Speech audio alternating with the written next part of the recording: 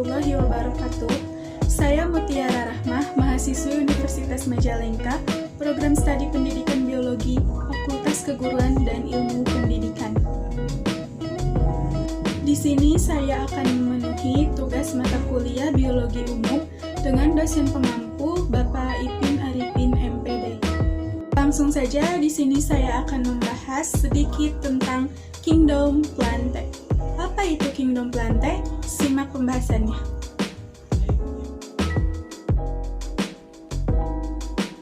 Kingdom Plantae atau yang lebih dikenal dengan tumbuhan ialah salah satu organisme karyotik multiseluler dengan dinding sel dan klorofil. Tumbuhan dikatakan sudah berevolusi sebelum hewan dan terletak paling awal pada rantai makanan. Selanjutnya, apa aja sih ciri-ciri dari Kingdom Plantae?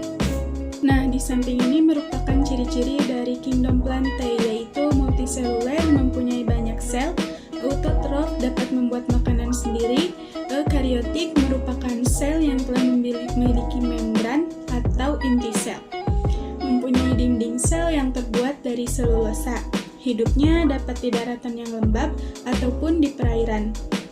Nah, tumbuhan ini memperoleh makanan dengan cara fotosintesis yang dibantu dengan cahaya matahari. Bereproduksinya dapat secara seksual, yaitu dengan putik dan benang sari, maupun secara seksual, contohnya seperti cangkok dan stek. Kemudian memiliki daun untuk mengumpulkan sinar matahari yang digunakan untuk menghasilkan glukosa. Memiliki bunga sebagai alat reproduksi seksual, dan memiliki pergiliran keturunan dalam siklus hidupnya yang disebut dengan metagenesis. Siklus tersebut tersusun dari generasi gametofit yang menghasilkan gamet haploid dan disusun dari generasi sporofit yang menghasilkan spora. Sel penghasil spora disebut dengan sel sporogenik. Oke, selanjutnya ada klasifikasi atau jenis dari tumbuhan atau Kingdom Plantae. Kira-kira apa aja ya jenis dari Kingdom Plantae? Nah, di samping ini merupakan jenis dari Kingdom Plantae. Yang pertama yaitu ada filum Pteridophyta atau sering disebut tumbuhan paku.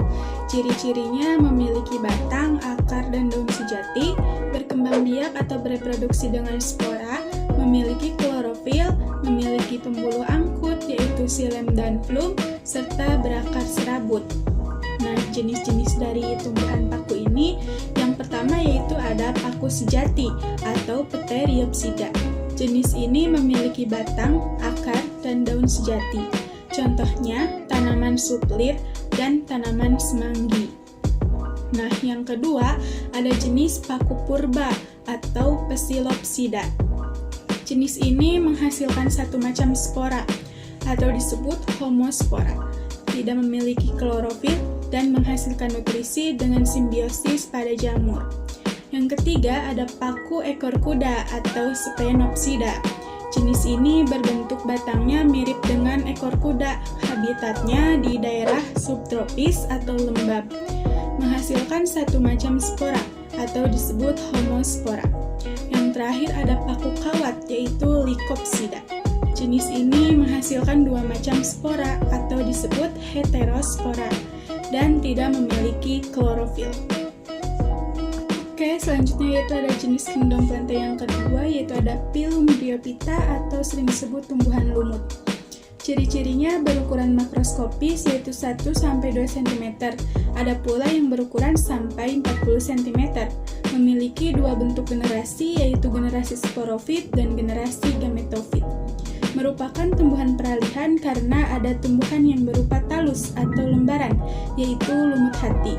Merupakan vegetasi perintis atau suatu tumbuhan pelopor atau tumbuh sebelum tumbuhan lain dapat tumbuh. Kemudian ada jenis-jenis dari tumbuhan lumut. Yang pertama ada Bryopsida atau lumut daun, merupakan lumut sejati yang memiliki batang, akar, dan daun sejati. Hidupnya berkelompok membentuk hamparan tebal seperti bludru.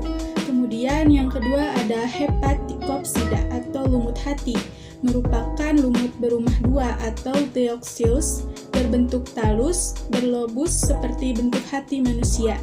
bereproduksi secara aseksual. Dan yang ketiga ada Anthocerotopsida atau lumut tanduk, merupakan gametofi serupa dengan lumut hati namun letak sporopitnya berbeda. Nah, jenis terakhir dari kingdom Plante yaitu ada Phylum Spermatophyta atau sering disebut dengan tumbuhan berbiji.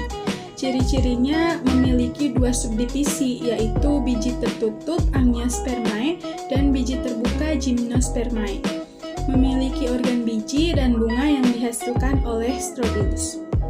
Jenis-jenis dari tumbuhan berbiji yaitu yang pertama ada tumbuhan berbiji tertutup atau disebut Angiospermae. Adalah tumbuhan yang bakal bijinya berada di dalam buah. Daunnya lebar dan berbentuk pipih. Tulang daunnya beragam yaitu ada menjari, menyirip, sejajar atau melengkung. Kemudian memiliki bunga sejati dan memiliki biji monokotil atau berkeping satu dan biji dikotil atau berkeping dua. Kemudian yang kedua ada tumbuhan berbiji terbuka atau disebut Gymnospermae. Merupakan tumbuhan yang bakal bijinya tidak ditutupi oleh bakal buah. Daunnya kaku, tebal, dan sempit. Tulang daunnya tidak beraneka ragam, kemudian tidak memiliki bunga sejati, dan akarnya berbentuk tunggang. Oke, setelah kita mengetahui klasifikasi atau jenis dari kingdom Plante, selanjutnya apa aja sih manfaat dari kingdom Plante? Nah, di samping ini merupakan manfaat kingdom Plante di kehidupan sehari-hari. Yang pertama sebagai bahan baku bangunan, kertas, furnitur, pelaratan olahraga, dan alat musik. Kemudian yang kedua sebagai tekstil rumah tangga seperti pakaian, handuk, taplak meja, tirai, dan hiasan dinding. Kemudian yang ketiga sebagai sumber makanan pokok atau karbohidrat bagi manusia. Sebagian nutrisi yang diperoleh manusia yaitu berasal dari tumbuhan seperti jagung, padi, sagu, gandum, kentang, singkong, sayur-sayuran, buah-buahan, kacang-kacangan, rempah-rempah, dan lain-lain sebagainya. Kemudian yang keempat, sebagai tanaman hias, contohnya tanaman anggrek, mawar, melati, bougainville, bonsai, dan lain-lain. Yang kelima, sebagai bahan industri seperti sabun, karet, cat, sampo, kosmetik, parfum, dan lain-lain. Kemudian yang terakhir, sebagai bahan obat-obatan seperti obat herbal, suplemen makanan, dan pestisida. Demikian sedikit pembahasan tentang kingdom Plante. Semoga pembahasannya dapat bermanfaat. Terima kasih. Wassalamualaikum warahmatullahi wabarakatuh.